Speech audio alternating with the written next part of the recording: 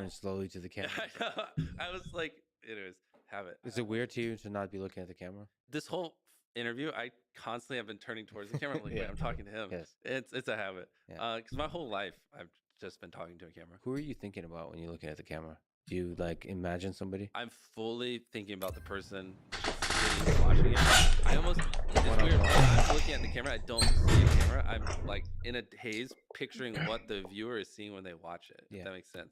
And that's where I'll be saying things and or doing something, and then like when I'm watching, I'm like, that's not what I want, and then Yeah. I'll freeze up. It's very weird when I'm filming, and for people who haven't worked with me too much, they'll think like, I don't know. It's very weird, like how I go about it, because I'll just be doing whatever, like lighting a firework. All right, this is a $1,000 firework, and I'll go to light it, I'll be like, and I'll like freeze, because in my head I'm like, this, I don't know, I don't like how that flowed or how that shot looked, because it's weird. I can perfectly picture what I'm filming by just looking at the camera and then putting myself through the lens of the camera while making content.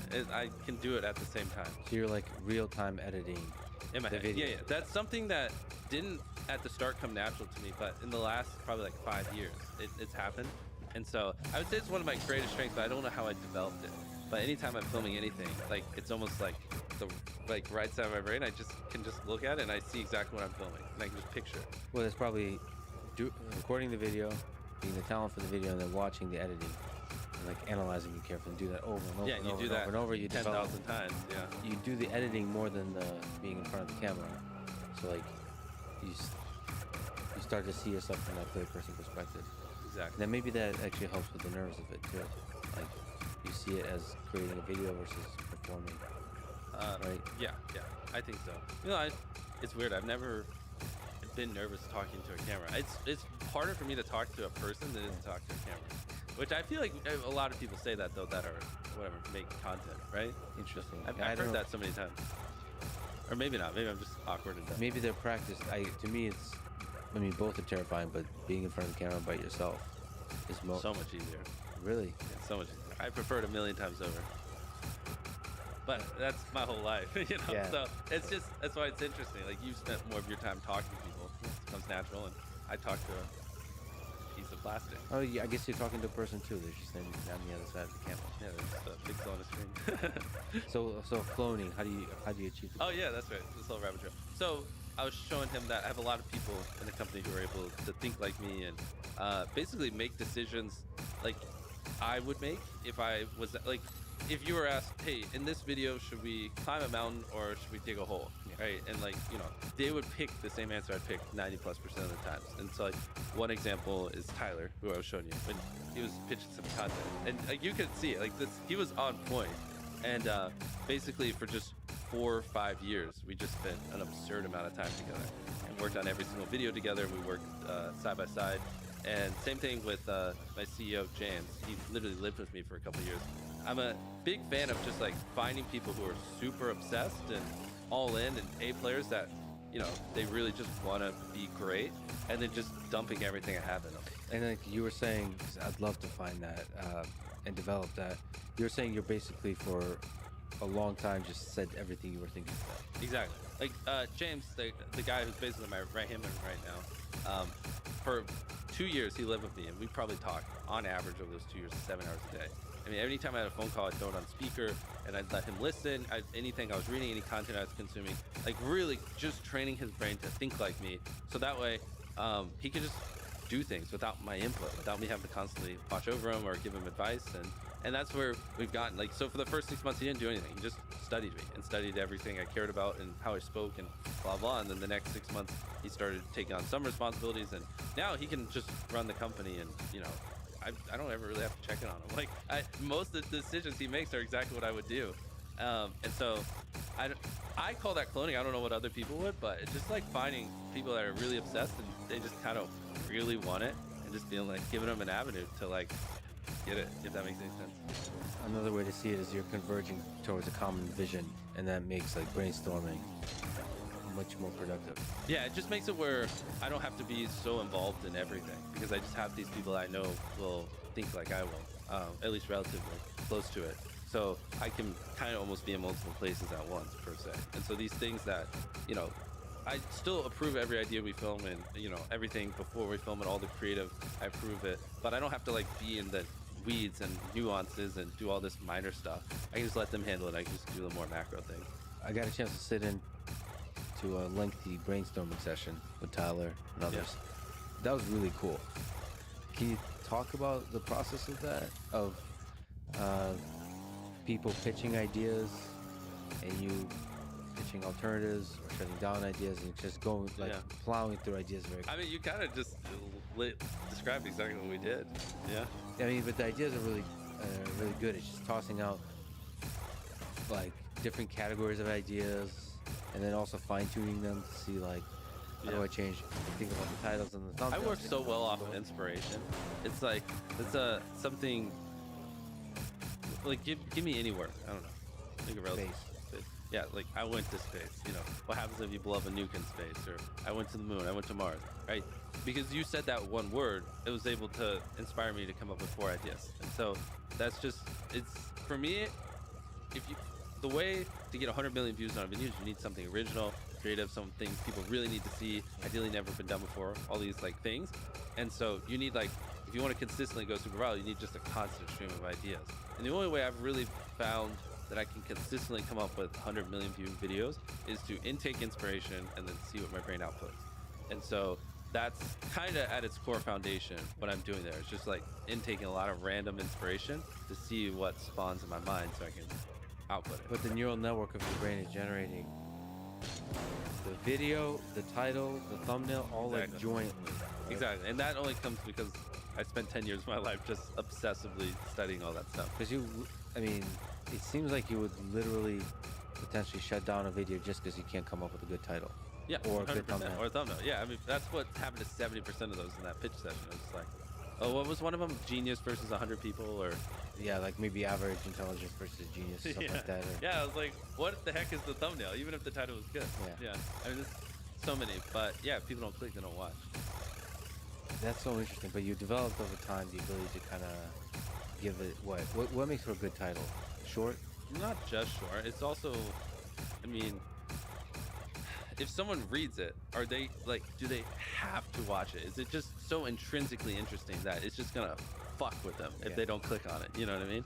So it doesn't have to be short, but it has to be like you almost want to have a retention to word by word reading. Ideally, it's a title also that, you know, because the titles don't live in a vacuum, right? So it has to lead into the content. So ideally, the title represents content that you would want to watch for 20 minutes. So if it's a 20-minute video and the title is "I stepped on a bug," it's not gonna, because it's all of it combined. The click-through rate is gonna be much lower than if it was like a 5-second video. People might click it. So you gotta, like, even nuances of the length of the video based against the title will affect whether people want to click it, because sometimes they just don't add up.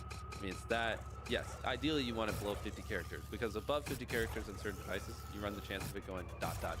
So like, I took a light pole and I saw how many dollar bills I could stack on top, and they would just go ... because it's too long and it can't finish it. And that's the worst thing, because then people don't even know what they're clicking on, and so it's gonna do even worse.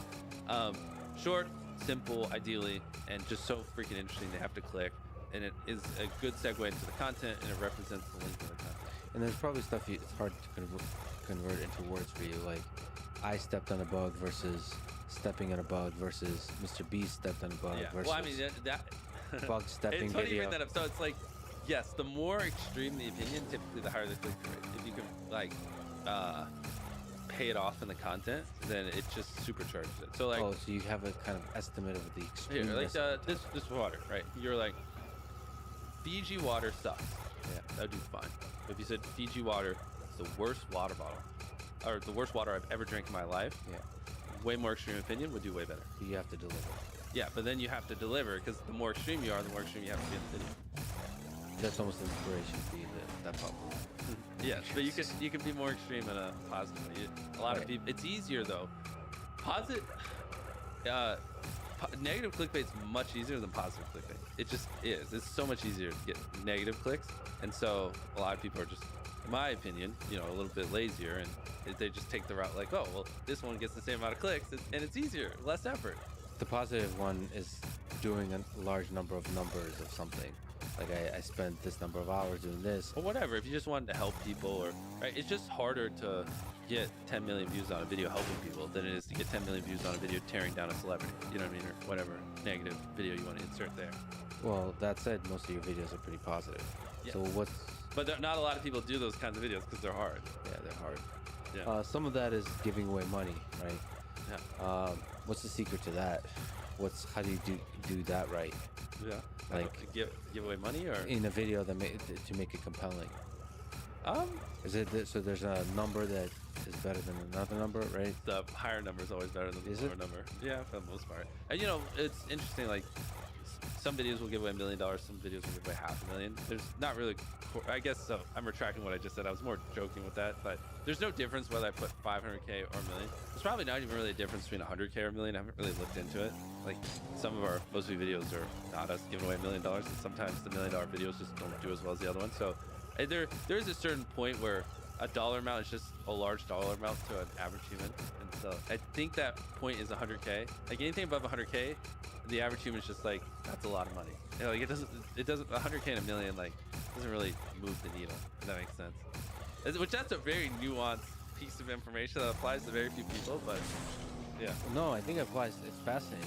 It's fascinating. Human, our relationship with money is fascinating. Like, Yeah. why is it so exciting to get? I mean, the times I've found like 20 bucks in the ground are like incredible. Really? I don't know why, right? Why? Really? Why are you so happy? Like, what exactly is so joyful about that? I mean, it depends where you are in life, what the situation is. Yeah, I don't know. There's also a gamified aspect to it. It's exciting. Yeah, It's no, fun. I get it. Like why people want to see people win money. It's just interesting that past 100 grand, it doesn't really seem to make a difference. Like it's the same basically. So you found that to be true with all the money you've given away. That Just in click-through rate. Like obviously, in terms of someone receiving it, yeah, Yeah. $1 million changes their life drastically more. Like that's the difference. Like if you wanted to, you could really quit your job. As opposed to 100K is like not really. you probably do like a scientific study, like a formula, giving away money to click-through rate. Yeah, There could be some kind of I got diminishing it. return. It definitely the returns level off dramatically after 100K. That's 100K. basically the premise. What of about 10,000? No, there's 100,000. That's a big It's one. funny because this is such a small niche thing, but yeah, 100,000 does it from what I see in our videos get more clicks than 10,000. But the difference between 100,000 and 1 million is just so little. I think big number to a lot of people past that point. Yeah, so for 100,000, you can, like, give an average salary. You could probably live for a year, given what the average salary is in America. So that's like that feels. Yeah, I big. think it's also just more when they read the title. It's just like it's a lot of zeros. It's A lot one, of zeros. fuckloads of zeros. Okay, click. You know? Yeah. Oh man, that's fascinating. So on the thumbnail side, again, that's going to be much harder to say probably.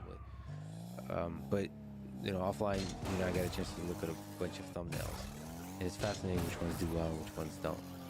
Is there something you could say about what are the elements of a thumbnail that work well, or Yeah. is this also deeply instinctual? Well, that's where, yeah, it's the same thing. Like, how do you cook good food? But it's easier if you pull up a thumbnail and I could be like, that's why that's good. That's why that's bad. That's like an example would be like one of my friends. He just uploaded a video recently, and I called him. I was like, what is this? Because he's a very very smart guy. And in the thumbnail, he's he's getting chased by cops, but the cops were wearing yellow vests, so they didn't look like cops. I was like, well, why are the cops in your thumbnail wearing yellow vests? It's like that makes it so much more boring. And he was like carrying a flag, but the pole and the color of the flag were the same color, so it's like it's a little harder to see the flag. I was like, also you're wearing like a shirt with like 5 different colors, like so it's like it's hard to tell what your outline is, and then in the background there are cars, and I was like, well, if you have cops chasing you, why not make the cars cop cars? And and it's like, because in my head I'm like, dang, if you just did those like 4 or 5 things, the video probably would have got like 7x the views. How much iteration? Because I also got a chance to see the number of iterations you do on just a random thumbnails. It's a problem now. It's an addiction. Is it? So you Yeah. kind of. There's a lot of the versions are really good. Yeah. How do you know when to like? I love stop? how when we pulled up that the burger one and we were flipping through them, you're like, that's really good. I was like, oh, that's version like 1 of like 1,000.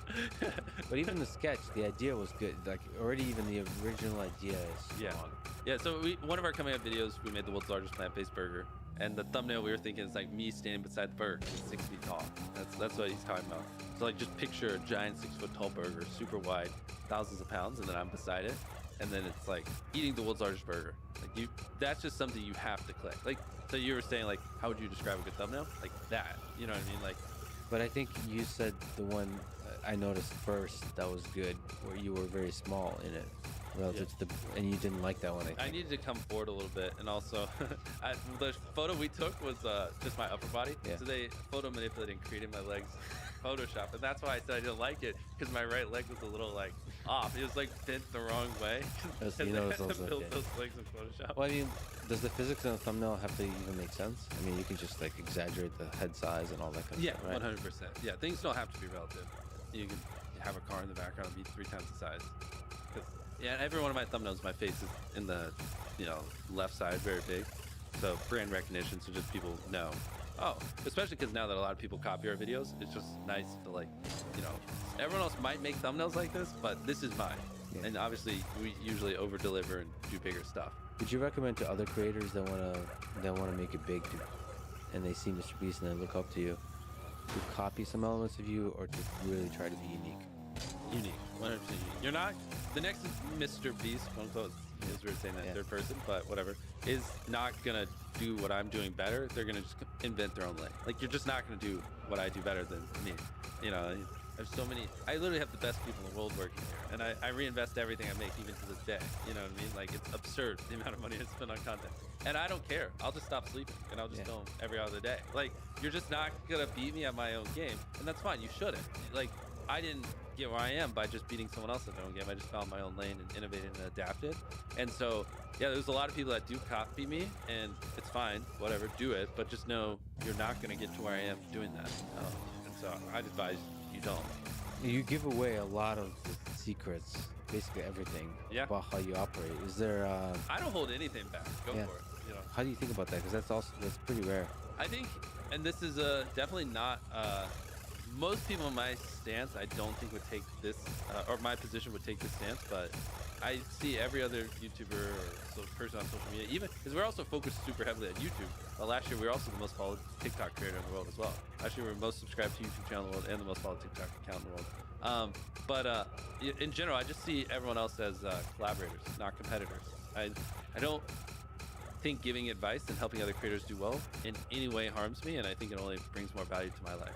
How was it jumping on TikTok and trying to understand that platform from scratch? Yeah. So from being a successful YouTuber to understand a totally different algorithm, fundamentally different algorithm. What was that like? It's interesting. Well, not even just the algorithm, just the content. Like, I'm going from basically 15-minute short films to sub 1 minute vertical content. It's a whole different just ballpark.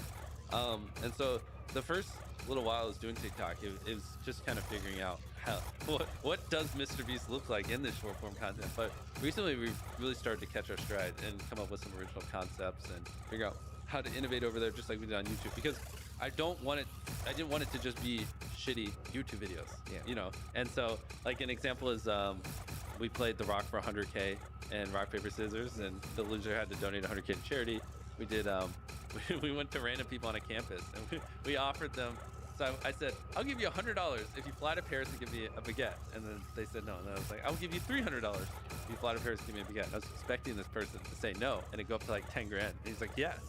And so he flew to Paris, got a baguette, and brought it back and gave it to me. And that across everything got like 450 million views. Because it's just really cool just to see this random guy get on a plane, spend a day in Paris, and we cut it up real nicely and bring it back. And so we're starting to find just tons of original content over there. So it seems like an epic video to make for 1 minute. Exactly. No one on short form's doing it. That's the thing. It's like, it's just so funny because like TikTok's been big for a while now, years. And then, as we started to really figure out things on the YouTube channel and get it cranking where I have some free time, we set our sights on TikTok and like, okay, what are people not doing? How do we make it better, put in more effort, make it good? And we did the same thing we did at YouTube, just different over on TikTok, and it worked. And now we're the fastest growing or most followed TikTok account in 2022. And it's just funny that no one else did that.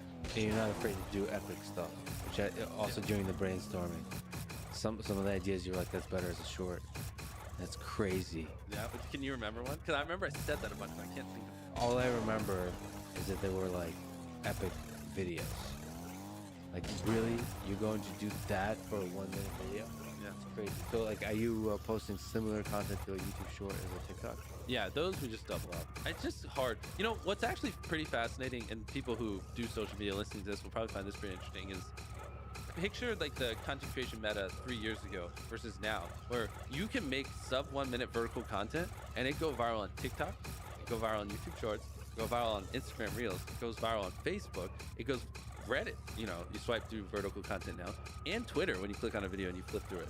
So this is actually very weird. This is the first time in the history of, I guess, Western social media that one form of content could actually go super viral on every single platform. It's never been like that before. So they're going viral individual. They're not Yeah, like I can post interbreeding something or on whatever. I can post something on TikTok that will get 100 million views, and then post it on Shorts and it'll get 200 million views, and then post it on Instagram and it get 50 million views, and then I haven't yet, but you can then turn around and tweet it and it get tens of millions of views, and you can post it on Reddit and it get tens of millions of views, and Facebook and get tens of millions of views, and that just wasn't a thing 3 years ago. Twitter didn't have because a lot of you probably don't even know this, but when you tap on a video now and you swipe down, it just turns into TikTok. That wasn't a thing even a year ago. Reddit, that wasn't a thing a year ago. Probably 2 years ago, that wasn't a thing on Instagram.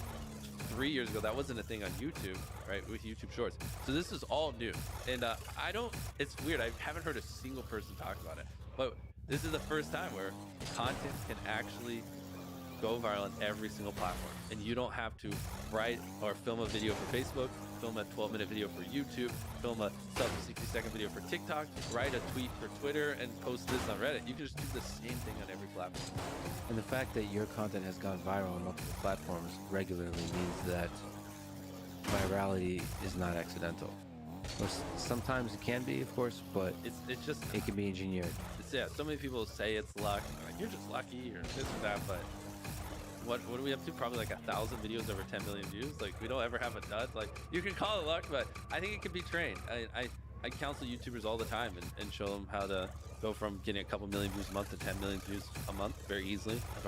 Even certain ones, like just one of my friends, like he was just really struggling, and so I just started showing him basically everything I know and just doing like once every week, sometimes once every 2 weeks calls, and he went from $10,000 a month on YouTube to over 400,000 just doing these little counseling calls. And so, I mean, people can make excuses all they want and say it's just luck, or say, well, anyways, I don't even want to quote all the other stuff, but it's just, it is a teachable skill. It's a learnable skill. You can study your way to consistently make viral videos, no matter how small your channel is. Even if you have 0 subscribers, you could if you actually studied hard enough, and like basically if you knew what I knew, and some of these, so I don't sound so arrogant, also like some of these other friends I have that I'd say are the smartest people in the world when it comes to content creation online.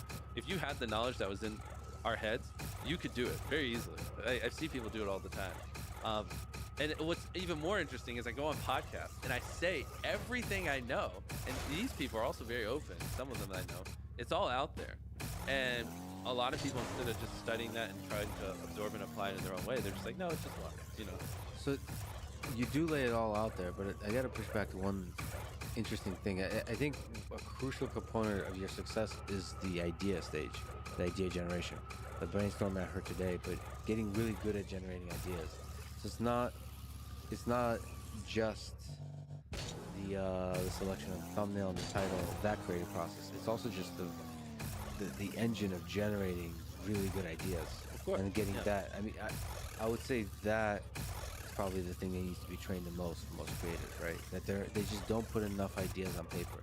Yes, but also a lot of creators also just don't, which I didn't either for the longest time, don't make good enough content, content that's worthy of getting 10 million views. In the idea or the execution of the idea? Both. I mean, like, think about how many people just make videos, they film them in under 20 minutes and they don't really put any effort into it, and it's like my first 500 videos didn't deserve to get 1 million views. Like, there's a reason they didn't. They're terrible, but at the time I thought they did, right? And I'm in the mindset of a lot of small YouTubers where I thought those videos deserved 1 million views, and I thought the algorithm hated me. But I watch them back now and I can tell you exactly why. The videos are fucking horrible, you know what I mean? So what was the breakthrough for you to start realizing, to start having a self-awareness, about these videos aren't good enough? You're probably still going through that. You're probably still growing to see. Yeah, every 6 months you should look back and hate your videos, or at least see things you could improve and be like, oh, I could have done this better, that better. If not, then you're not learning quick enough, in my opinion at least. Where's the source of that learning coming for you now? Just look at I mean, the I just got metrics? back from a no. I mean, I just got back from a mastermind where I just got like 10 of the smartest people I knew, and we just locked ourselves in a cabin and taught each other stuff. Constantly, every day, not every day now, probably every other day, I go on a walk and I just call random people. I'll just say, teach me something. And I mean, it's just you just have to have a never-ending thirst for learning. Like that's very imperative, especially if you want to get on top and then stay on top. The only way to do it is just to constantly be learning. Or someone who is learning is just gonna have a leg up on you in the knowledge game. And what kind of stuff are you? Because you've talked about offline that you just love learning of all kinds. Doesn't matter. But in terms of videos, are you studying videos? Are you studying? Recently, not as much. I'm more because to get to the videos I want, I have to build this business and scale up and hire. So more of my recent time has been like my teenage years were spent studying virality and studying content creation. Now I'm studying how to build a content company so I can actually produce the crazy ideas I want to produce. If that makes any sense. So yeah, on that, the business side, we talked about hiring. Do you have trouble firing people? No, I'm pretty sure almost every person, actually every person I've ever fired, we just give them severance. And I like to see it more as it's no ill will. Like if I fired you, if there's some other job you want me to help you get, I'll DM them on Twitter. Like, if you want to go work for, I don't know, insert whatever, MTV, give me someone to DM. I'll DM them. Like, I try to make it more like a transition and do whatever we can to make it as easy as possible. And it's something which is not working for you because you want people, like you said, super passionate. Because at the end of the day, if you hold someone that you onto someone that you don't see being here in 10 years, you're just doing them a disservice. You're just giving them more ingrained, more enrooted in where they are. And the sooner you do it and help them move on to their new life, the better. Given all the wisdom you have now, if you were to give advice to somebody, or if you were to start over again, you had no money, what would be the first 10 videos you tried to make on a new channel? I guess that's advice for a new person. And nobody knows you. Yeah, nobody knows. Yeah, like hypothetically, I have a mask on. And you also, I guess, don't have the wisdom. Well, if I don't have what I have in my head, then I would say just fail. Like, just a lot of people get analysis paralysis, and they'll just sit there and they'll plan their first video for 3 months. And I'm any of you listening, if you, especially if you have 0 views on your channel, your first video is not going to get views. Period. It's not. Your first 10 are not going to get views. I can very confidently say that. So stop sitting there and thinking for months and months on end, and just get to work and start uploading. Like, all you need to do is, this applies to people who have not uploaded videos but have dreams of being a YouTuber, is make 100 videos and improve something every time. Do that. And then on your 101st video, we'll start talking, like maybe you can get some views, but your first 100 are gonna start. There are very freak cases like Liza Koshy or Emma Chamberlain who have really good personalities, and it doesn't take them as many videos. And it's just like people who are 7'5" and making the NBA. Like, yes, there are freak cases you can find, but for the average person like us, who don't have these exceptional personalities and backgrounds in filmmaking, just make 100 videos, improve something each time, and then talk to me on your 101st video. Well, the improve something each time is the tricky one. How do you improve something each time? The second one, just, I don't know, put more effort into the script. The third one, try to learn a new editing trick. The fourth one, try to figure out a way that you can have better inflections in your voice. The fifth one, try to, study a new thumbnail tip and implement it. The sixth one, try to figure out a new title. There's infinite ways. That's the beauty of content creation online. Literally infinite ways, from the coloring to the frame rate to the editing to the filming to the production to the jokes to the pacing to every little thing can be improved, and they can never not be improved. There's literally no such thing as a perfect video. So if you knew everything you know now, but no money. Step one would I just brainstorm, like, okay, I don't have money. What are some viral things? Like, I mean, the first thing that comes to my mind is something as simple as when I counted to 100,000, which is what I did do when I was poor. And like that worked. But like, what's something like that I could do that would be even more attention grabbing? Yeah, you were, as part of the brainstorm, you would throw out a lot of ideas. People throw out a bunch of ideas, and one of the questions is this even doable, right? Yeah. First off, come up with ideas you think would do well, and then ask yourself later if they're doable. Because there's different ways you can accomplish something. Don't be cynical about the doability of stuff. Yeah, because there really are so many different ways you can accomplish a goal. Like when we give away an island, like we gave our 100 million subscriber an island. Yeah. You can't find private islands that don't look like shit for less than $10 million. So this isn't doable, right? All right, the idea doesn't exist, not doable, X it off. But then you dig into it and you find different alternatives, and you find, okay, what if we just buy a $2 million island that sucks, and then spend $1 million importing some sand, let's build a beach, let's import 300 trees, let's build a little bit of canal, let's cut the path, boom, Now it's a really nice island, but it's actually affordable. People don't have $10 million to spend on a video, but we can afford to spend 3.5 and lose whatever $1 million on that video. So like that's an example of like, yeah, if you just went off the gut test, you're like, this isn't doable. You know, every island's $10 million. We're screwed. Like if we go cheaper, it's just a terrible island. No. And so if you like, there are so many different ways you can achieve what you want. You really got to push through no's, which not a lot of people do. You have to have like a more of a dominant personality and just a willingness to, when people tell you it's not possible, just actually go through all the variables and eliminate them all yourself. Have a stubbornness and a resilience to failure, maybe. For what we do and creators online, it's very imperative that you have that a no isn't a no to you. Like you really have to like think and just like we take a personality test, and like just having a dominant personality is a better indicator that when someone tells you, oh, there's no way you're gonna build a brick wall for under 100 grand, you know, you'll be like, okay, and then still go check the next 10 vendors and you know, figure it out. Yeah. What advice would you give to an already established channel, like with 1, 2, 3, 4 million subscribers? How to like 10x it, like increase it, without losing maybe? Yeah, that's where it's very specific, like channel by channel. You can't give general advice. Okay. Yeah, because if I do, millions of creators are gonna see this and then they're gonna do it, and I'm gonna fuck them over. You know? Oh, I see. So let's say I have like 2 million subscribers on this podcast. Yeah. Like, how would you 10x that without sacrificing what it is? 10x your stuff. Does it matter? So you've talked about what success.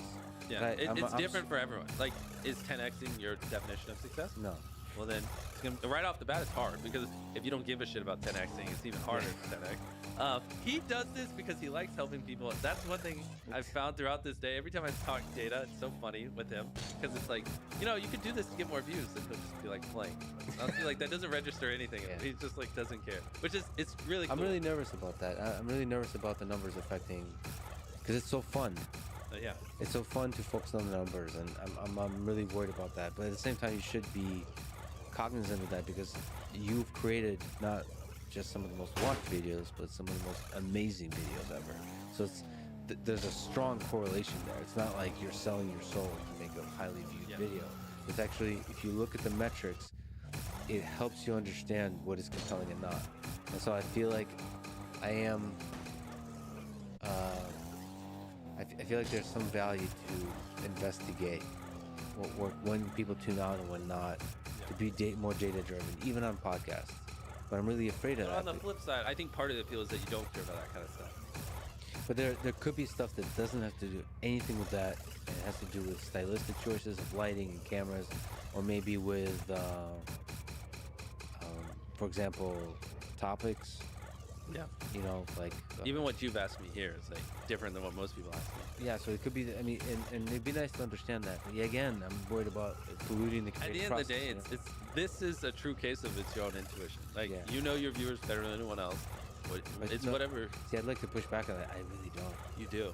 Who else? Name one person who knows your viewers better than you. Somebody that looks at numbers of podcasts. No, you know your viewers. You know you're the only. How many episodes have you done? 350. Exactly. But I'm not. You're the only one who's watched every second of all 350 of them. Probably. Okay, that's just not. No, well, I haven't. But because you did it, so you do know what's in all of them. It's sure, your content is you. People, I'm telling you, you do, and this is just one of those moments where you're an intelligent guy and you just have to trust your like instincts. Like, just think. What is the typical X viewer, and what do they want? I don't think like that. But that's all you would have to do, and whatever your gut tells you, that would be the best guess. You don't know what the typical viewer is, though. I don't, because to investigate that would be very, very difficult. And you have to start looking at the numbers. You have to start to like consider the demographic. Yeah. The only way I know that anybody even watches it is because I'll sometimes run into people, like when I run along the river, and they'd be like, "I love you, Lex." It's like, okay, well that's a data point, and they're like cool people, but you know, I don't know, I don't have any other. It's difficult, man. It's difficult to know. It's difficult to know who listens to podcasts. It's difficult to. Do you have a sense of who's? I mean, like you're so huge that everybody watches. Yeah. But no, I still do. I'd say, if you were to just put a gun to my head and you're like, all right, we're gonna pick a random person that watched your last video, and you have to like roughly guess what they are, and if you're not close, we'll kill you. I would say probably like a teenager that plays video. Like some like that would be probably the typical one. And then there are people that are maybe a little bit younger, a lot of people that are older as well. But in a random sample size, yeah, it's probably like a male boy that plays video games. Like, that's the best way I would describe it. But I don't try to pertain to him. I just make whatever I think is interesting and good content. And this is what we were talking about before. Even though hypothetically 35 to 40% of my audience is women, which is, you know, less than a majority, if we get 100 million views a video, that's still 30 to 40 million females that watch every video, which is probably the largest, you know, views per video for women on the whole platform, which you wouldn't think that, you know. Like, I can't think of a single other creator that gets more women to watch their videos than that. And so it's just like anything, even like people above the age of 30, even if it's only like 3 or 4%, that's still 3 to 4% of 100 million views is a lot of people that age. So we hit a large group of kind of every demographic. If that makes any sense. So what if we look at other, maybe more challenging kinds of channels, or not? But if we look at educational, for example, like lectures, or if we look, yeah, educational, it could be short videos. Like, how would you 10x that? Like something on robotics, on biology, on science, on engineering, on all of that. That's more educational focused. We would honestly just have to pull it, because it's the same way if you went to Gordon Ramsay and you said, how would a new cook better? You know, it's like, So even then, that's not even specific. Like, you have to go channel by channel. You really do, or I'm giving horrible advice. Because if there was these just golden rules, everyone would do it. You know what I mean? Like, if there's these magical little principles. How quickly, when you look at a channel, can you kind of give advice? Yeah, it's like surface level at the start, and then the more, if we watch 10 videos, I feel like I'd have a good profile, and I could tell you, in my opinion, you know, especially once I look at the analytics and I get more ingrained in, like, okay, typical viewers this, they're from here, here's how they're feeling, you know, because there are people who make videos for rednecks, and like the redneck taste of content is just so much different than obviously women watching makeup videos, which are so much different than, you know, teenage boys watching a Minecraft video. They're just all different. So the biggest thing you have to do is put your head in the headspace of the viewer and see the content how they would. Because if you just try to only give your taste, which is what a lot of people do, and things from your perspective, it's very biased, and it's just not going to work for everyone. And that's actually how you do more harm than good, which is something I'm very careful of. Yeah, but at the same time, just generating a lot of ideas. I think the first time I've talked to was on Clubhouse, actually. Yeah. And I mentioned something about robots, and like almost immediately went to generating a bunch of ideas around robots. It's just 100 robots versus 100 humans. Yeah. How far can a robot throw a potato? I think your idea, like, I think the first idea was, because you just said so many ideas I never even thought of. But it shows the value of basically brainstorming with people that think differently. But at the end of the day, my ideas are probably, you know, might lean towards some people a little bit younger than your audience. Like some of the stuff. But there's still ideas. Like, I think the first one you said, because we're talking about quadruped, like robot dogs. You said to replace a biological dog with a robot dog and see if the owner notices something. You were just quickly brainstorming different ideas of like how. This is years ago. I remember that. Yeah. Which is just, I mean, it's like, oh yeah, I never really thought about that kind of. So it's the basic, the tension between what does it take for a robot and our AI system to replace the biological systems that the biological creatures that we love in our lives. Yeah. But like that was like the pace of idea generation was the thing that struck me today and in general. It's like that's how you get at good videos, is you keep thinking. It's much easier to make a video around a good idea, obviously, than a bad one. Like you just set yourself up for success. Okay, so that's for 10xing the already popular channel. What's the hardest number? You said the numbers that matter is click-through rate, average view duration, and surveys. What's the hardest number to optimize for? Probably surveys. You know. Do you have an insight into the surveys at all? No, not really. But if you just click on a bunch of random videos online, you'll eventually get a survey. Was this video transformative, heartwarming, inspiring? What people rate does make a difference. And it's like you can get people to click a video, you can get them to watch it, but you can't really fake whether or not they're satisfied. Like they don't lie. The surveys, you know, maybe one person here or there might troll, but once you aggregate enough, it's a pretty clear telltale of the video. So either you're making a great video or you're not. What is it? Minimizing the non-regrettability. Yeah, I think Elon tweeted that that's what he's tried to do on Twitter. And that's interesting. That's basically the survey metric. How happy you are that you've been using the platform. Yeah, Elon tweeted, we want to limit the amount of regrettable minutes people spend on Twitter. And the first thing I thought, it's like, that's something YouTube already has unlocked. Like their whole survey system and feedback loop. how tough is it to take on YouTube, you think? Like, For Twitter? yeah, for Twitter, for anybody else. I mean, it's gonna be basically impossible. I mean, YouTube's not going anywhere, and I mean, I don't know. I don't think anyone's gonna do what YouTube does better than them, at least not in the next 10 years. You asked on Twitter, would you rather have $10 million or 10 million subscribers on YouTube? What would your own answer be at various stages in your career? If I had nothing, I would say $10 million. Because with $10 million, you can hire some people and pump out content. And with like $1 million or two, get 10 million subscribers, and then keep the other 8 million. So that's if you believe in your ability to grow a channel on YouTube. Well, if you don't believe in your ability to grow a channel, then you shouldn't take the 10 million subscribers because you're just gonna kill the channel. Yeah, So the 10 million is definitely a better question. Would be: would you rather have $1 million or 10 million subscribers? That's where it gets a little tricky, because now it's like, $1 million, life-changing amount of money. But if you semi know what you're doing, you probably make $1 million off a 10 million subscriber channel. But there is a little bit of risk. $1 million might not be enough to build a strong team.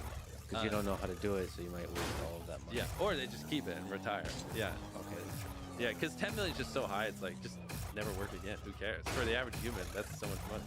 It's interesting to me also to the value of the subscriber versus the value of the dollar.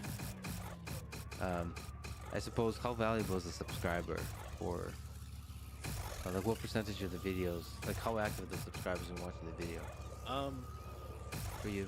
That's hard. I don't know. I was actually thinking more about the subscriber to dollar. Like, if someone has 10 million subscribers, have they made $10 million? I don't know why that kind of popped in my head. It's an interesting thought. Do you ever, when you analyze videos, do you ever analyze videos like we've talked about offline of other videos across the YouTube in general, just to understand trends, to understand social behavior and all that? All your, not all, but a lot of the questions are analytics based. Yeah, it's so because fun. I love it. I mean, it's just a giant social experiment, right? Like what people like to watch, what people share. Yeah. It's like a fascinating. And so I hate to, like I said before, what percentage of your audience do you think care about this kind of stuff? Like this deeply about YouTube analytics? I think a large amount care about curiosity and exploration of interesting ideas. So in that sense, yeah, this was fitted. I love it. It's just funny. This isn't me like trying to make. I love you. And actually, I Love loved you your too. Magnus one, and even your Hikaru one was really good. A bunch of other ones, but I think we're getting to the point now where only analytics junkies would want to keep hearing more analytics talk, and the normie is probably like they've had their dose of YouTube talk for the next 3 years. Maybe I'm wrong. Hey, comment if I'm wrong. I could be. I don't know your audience. See, this is where you would tell me, shut up. I know my audience, you dumbass. And I don't at all. I just follow the thread of curiosity, and I think there's just a lot of curious humans in the world. And to me, it's like, so the question about analytics is the question of basically stepping away, stepping outside of yourself, and thinking, why the hell do I like TikTok so much? Why do I like Twitter so much? Why do I like YouTube so much? And getting, even if you're not a creator, getting an insight into that is really interesting. It's like what, because all these platforms are fundamentally changing the nature of content. People are reading books less. They're probably going to be watching movies less and less. They're probably going to be watching Netflix less and less. Do you ever think about the sort of the darker side of YouTube and with shadow banning and censorship and all that kind of topics, especially if you see it in other platforms like Twitter that Elon recently highlighted the shadow banning that was happening, and in general the censorship that was happening on those platforms. Do you think about the role of centralized control, which information isn't or isn't made available through search and discovery? I'll be honest, I never really think about it. You just try to make fun videos that. Yeah, I'm kind of more in my own lane, but it's not like that I don't just specifically think about that. I just like a lot of stuff in general. Like I'm just kind of in my own lane, thinking about my own stuff. But now that you asked, I'm curious. What are your thoughts on YouTube and that kind of stuff? Well, I'm generally against centralized censorship or shadow banning. Shadow banning is the worst one, because not that the goal of creating a healthy platform where you're having great conversations and videos that are not spreading misinformation, that sounds like an admirable goal. but that's too difficult of a job for a centralized entity. That's too big of an Yeah, and then responsibility. there's the misinformation stuff, and then there's also just like the videos where they do something that causes what happened back in the day, where apocalypse. You know, a lot of creators' revenue plummets because people are doing videos that advertisers don't deem acceptable, and then now all these big advertisers are pulling, and the little guys are getting hit, and because ad rates dropped by 30%, and the person who just quit his job to go full-time content creation now can't sustain it. So it's like a lot of different variables as well that makes it so complicated. Well, I think the big thing is transparency, especially around shadow banning for people. I agree. On shadow banning, you should be transparent. Like, you should let people know. You know, obviously there has to be some type of control. People can't just post whatever. And so if you're pulling those levers, they should at least know. Yeah, so they know how to improve their content. They can understand it. They can Exactly. if it's a wrong shadow banning, like as a society that we should not shadow ban this kind of content, that means Exactly. we should be publicly discussing it and having Because if that. not, and if it's not known, then it's just kind of like, well, then who's pulling the strings? And like, yeah, how do we know they're not just manipulating things to get whatever message they want out there and silence other ones? Yeah, and there could be sort of in the background government influence, which is where actual freedom of speech comes into play, that the government should not have any control or be able to put pressure on censorship of speech. And it gets weird if none of that is there's no transparency around it. Yeah, but to be fair, that's a huge responsibility. The amount of content that YouTube is uploaded on YouTube, that is shared by YouTube, viewed by But YouTube. even more of a reason why it would probably make sense to be transparent. You know? Yeah, Because then people can help fact check. That's right. No, but that requires building a platform that makes that easy, right? Like to make fact checking easy, to make like what Twitter now has, like being able to share context and all that kind of stuff. That crowdsource it. Crowdsource it the way Wikipedia crowdsource it. I mean, it's right. And then you open a random Wikipedia article. But like, you know, people criticize Wikipedia because there is a political lean to the editors of Wikipedia, and then there's some articles that definitely have a bias to them and all that kind of stuff. And it's a difficult problem. It's a difficult problem to solve. That ultimately, as much as possible, it would be nice for the viewer to have control of that versus the entity that's hosting it. So for the viewer to decide. I'm just gonna make fun. Cool videos. Yeah. Yeah. You know, let's go to Antarctica again. How was that? How was going to? You just came back from Antarctica. I watched the video. That was fun. That was a really fun video. There's a lot of things I can comment about that. But what was that? What was the hardest part of making that video? The hardest part was just getting out there. It's just so remote, and you know, you land the plane on just this ice runway, and it's so sketchy. And then once the plane takes off, you're just there. You're the most remote place on the planet, and it's very breathtaking. If you have the chance to ever go to Antarctica, I would recommend it. It was probably like in the video we climbed a mountain that wasn't named, so we can name it, and like standing on top of that mountain and just seeing kind of like nothing. And because once you get outside the outskirts and you get deep in Antarctica, there's no penguins, so nothing lives there at all. And so there's just nothing in every direction. It's just snow and these crazy beautiful mountains, and some of them stick into the clouds. If you go during summertime, the sun never goes down. The sun's up 24/7, and it's just like spinning in circles at the top of the planet or whatever. It looks like the top. Yeah, you guys commented several times how beautiful. Yeah, and so it's just it's very beautiful. What about shooting itself? Like the technical aspects of shooting it. Oh, I mean, well, so somehow we lucked out. One of the days was like the warmest day in like forever that's been in Antarctica. It's like it was positive degrees, but at certain parts it was also like -20, -30, and that's where the cameras you constantly have to be switching out the batteries and heating them up and like putting them basically in like your pants, or they'll just get way too cold. And we were prepared for much worse, but it ended up being much better than we thought. So for that video, but in general, maybe some other challenging videos. How do you go from the idea stage to the actual execution to the final video? Can you take me through like a full process of like Yeah. we're talking about some crazy wild ideas today. How do you go from that to a final video where you can publish? Well, I mean, obviously, first things first, you gotta figure out the idea, and then it just depends. I mean, pick any video you can think of on my channel. I can take you through it. Well, what about in a circle. You have to stay in a circle for 100 days. 100 days. Yeah. So for that one, step one. One of the most popular. Yeah, that video did really well. So we, problem is, we have to. This is where you get really into the nuances of the company because we have a lot of videos going out. You can't just in a vacuum be like, all right, we're not doing anything for 100 days. We're only filming this. So step one is we had to build an independent crew that could actually do that for 100 days. That way everyone else could keep working on the normal videos and not just screw everything out. Yeah. So step one, build that team. Okay, we got the team. Now what do we need?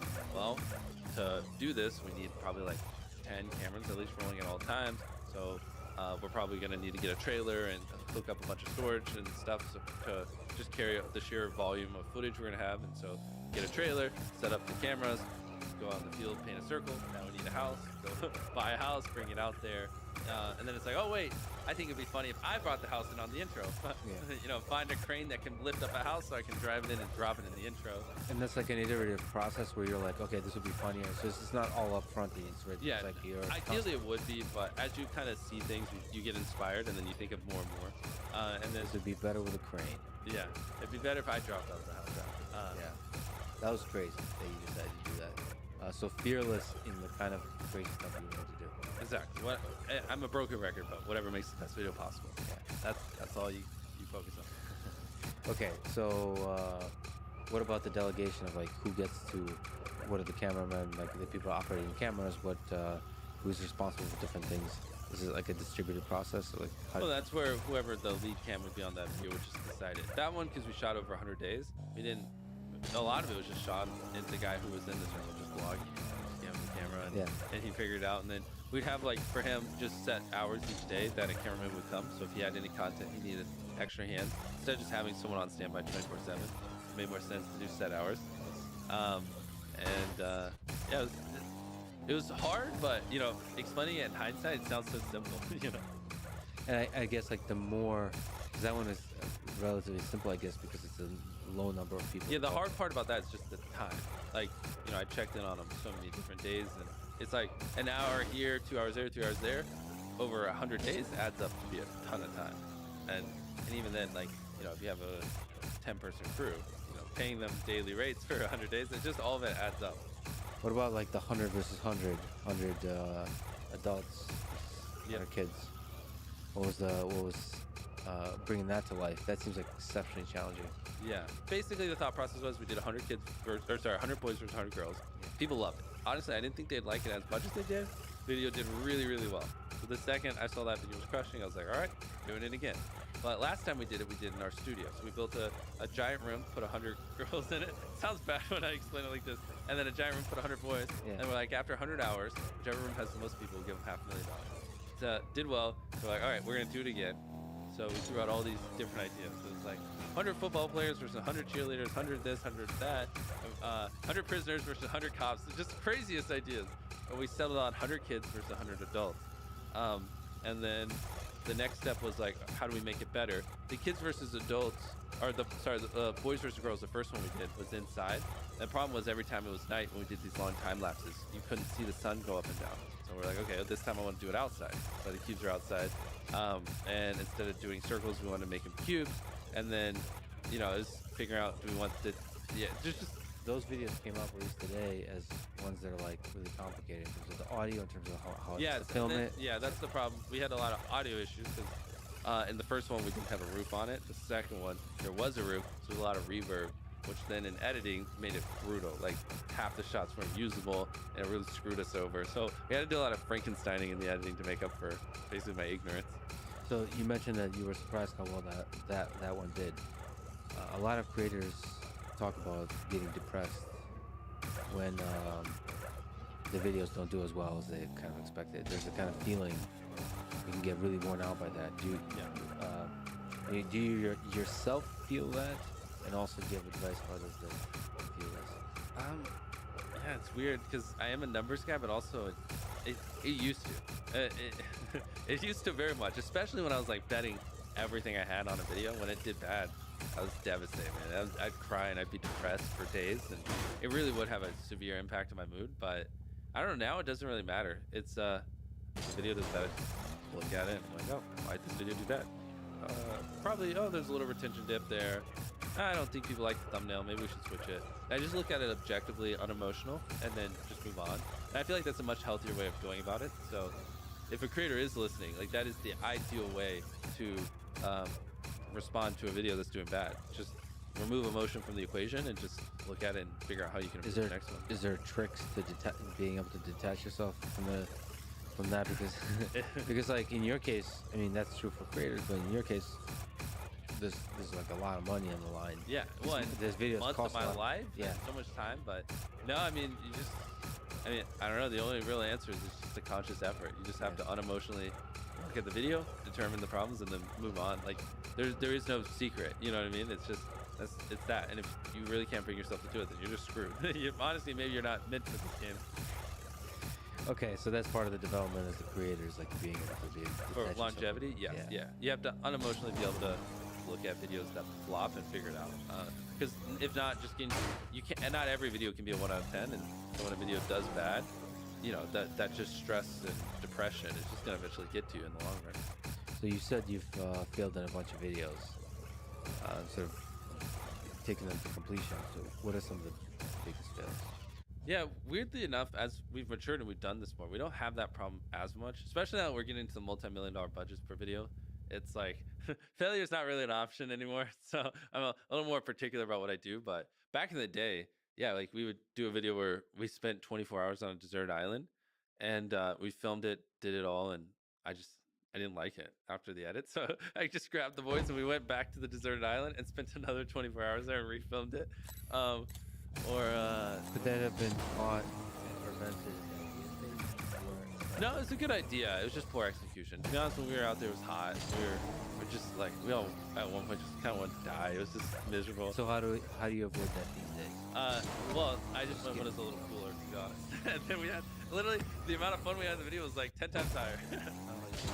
Do you like? There's some practical details that you just learned. Yeah, I don't. What it takes to Videos that where it's very hot or it's on water, because I get super seasick. There's like a kind of like 10 things that if they have these variables, I'm down to do it, but my fun meter is not as high as normal. Like we tried to anytime we do anything on a boat, like when we spent 24 hours of Bermuda Triangle, or when I tried to spend like, which I didn't get upload, but I tried to spend like 100 hours at sea or whatever, just like on a raft. It's just like it makes me want to throw up, and I get so seasick I can't even see straight. But there are just some videos that require me to be on a boat, so I just suck it up. So when you spend months in creating a video, I know this is probably stressful to some creators. Like how much stress? How do you feel when you have to click publish? Now, not much. You're able to detach yourself. Yeah. Again, in old me, tons. I mean, bro, I'd be like scratching and nervous, and like my hands would be sweating, like to the point where I'm almost about to puke. I'm like, I know people like that, but you know, I don't know. I think that's just part of maturing it. There's different, and as a content creator, there's different phases, and you just like once you get over the fear that you're just gonna wake up one day and be irrelevant, you know, and you just accept that like you believe in yourself, you believe in your content, and that you can continue to be relevant, then you don't. I don't know. You kind of are. It's a little bit easier to detach yourself, I guess, and that's. It's a much healthier place to be. You can't do this for 10 years if every little thing just causes these huge emotional reactions. It's like that's why a lot of creators go a little, mentally insane. You have to get out of that game, right? Because it really messes with you. We've talked about this a little bit, but how do you define and how do you suggest others define success? It's on so YouTube. subjective. Some people success is retiring them up. Literally, for you, So success is inspiring people and educating them and whatever, piquing their curiosity. For other people, it's just quitting their job. So you have to self-reflect on what your definition of success is, because I think a lot of creators kind of don't really don't introspect. Like they kind of want to keep getting more and more subscribers, kind of thing. Yeah, but subscribers is just a vanity metric. It doesn't. Subscribers don't correlate to views. Sure, or views. What? Yeah, I know, but that wasn't direct to you. That was more direct to people listening, because a lot of people do really care about subscribers or even followers, like on TikTok. But if you look, like your view, if on YouTube, very very few percent, if even 1% of your views come from the sub feed, right? They're almost all home feed or suggested. When's the last time you clicked on your sub feed to watch a video? No, almost never. Yeah. Yeah, maybe 5 years ago. It used to be a thing. It's not anymore. No one does. And it's getting harder and harder to find stuff. I subscribe to way too many channels, I think. Yeah, that's what everyone does. And you subscribe to 10 channels, they're great, but 2 years later your taste evolves, and it's like it's a mess. And so, the subscribers don't really matter. Followers on TikTok don't really matter. So, anyways, they really are the definition of a vanity metric. But what about views? They do, obviously, because if people are showing up time and time again, that's what matters. Okay. So that's a good thing to define as success. I just feel like that too can be a problem, because I would say, you know, if I wanted to be successful, like as a young creator, I might start copying Mr. Beast, something like that, right? Yeah. Like you start trying to take shortcuts as opposed to find your own unique voice, right? So like chasing views is a problem too. It feels like, or no? As long as you detach yourself from it. I mean, if you're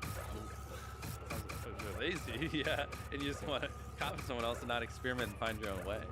But I mean, you can't make that excuse for them. And someone just isn't coming up with original stuff and putting in the effort. You can't just say, oh, it's because they're chasing views. We need some different metric from them to chase. No, you just need to find their own way. It just feels like unique type of content will often lead to sacrificing the number of views in the short term. But in the long term, you win. Okay. Or So if you do win, you win more, I guess would be a better way of putting it. do you think you will IPO Mr. Beast Burger or Feastables in the next 5-10 years? Beast Burger or Feastables? No, I kind of think they're... Something. So actually, you know what? I just realized Yes. this is our first time talking about those. We're like an hour and a half in. That's so funny. We started talking about what? Hello. This is you can't join What this. if you have retention brain for like? I'm about to end stream though. Oh, I do. Every time I'm talking to someone, I'm like, okay. I What wonder. about like loved ones? Like spending time with loved ones, thinking like we could be doing something much better right now. Yes, no, that is a serious problem with. So we'll pause the Beast Burger question. Yes, but that's why my current girlfriend, which I was telling you before when we were talking about this, is she has a genuine love for learning, and that's something I have. Like I always feel like I need to be learning something to justify the time I'm spending, and so that's why it's such a nice trait, because I feel like the time is being used optimally, because whether we're watching a documentary or we're going and you know, taking an IQ test or reading about whatever, just why modern art is a thing. I don't know, whatever weird thing we decide to do. I'm always learning and improving, so it justifies the time. I don't know you're at. What are you trying to say? Relationship. Yeah. You want to spend that time learning as much as possible. Yeah, which conveniently I don't have to force, right? Yes. Or I want to be recharging, so when I do work, I can, you know, hit the ground harder. And luckily, we're into a lot of the same things, which, you know, happen to be learning, and sometimes it's not learning, like maybe watching an anime or something like that. But I'm a big believer in you're either, if your goal is to be like a super successful entrepreneur, you need to either be working or you need to be doing something that decompresses and recharges you so you can work again. If your goal is to be like a really kick-ass entrepreneur, and obviously we're doing this Rip. very basic thing. Rip, rip, rip. So the things you're doing, you're down. Rip, rip, rip, rip. When you're not working, if it doesn't